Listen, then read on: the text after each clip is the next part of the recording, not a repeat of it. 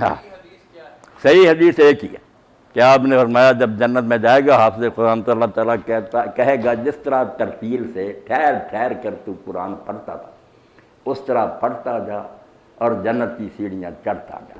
اس لیے نا 6,000 سے اوپر سیڑھیاں ہمارے جیسے تو نیچے رہ جائیں گے.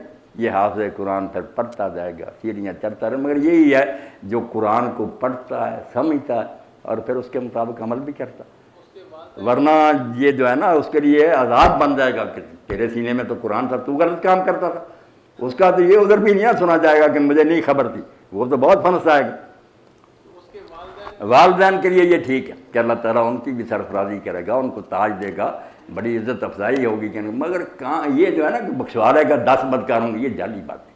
یہ انہوں نے کیا کہ ہم نے برے ہی کام کرنے ہیں, ایک حافظ تیار کر لو وہ بھی لولا لنگڑا بچہ کہ اور کسی کام کا نہیں, اب بخشوانے کے لیے رہ جائے.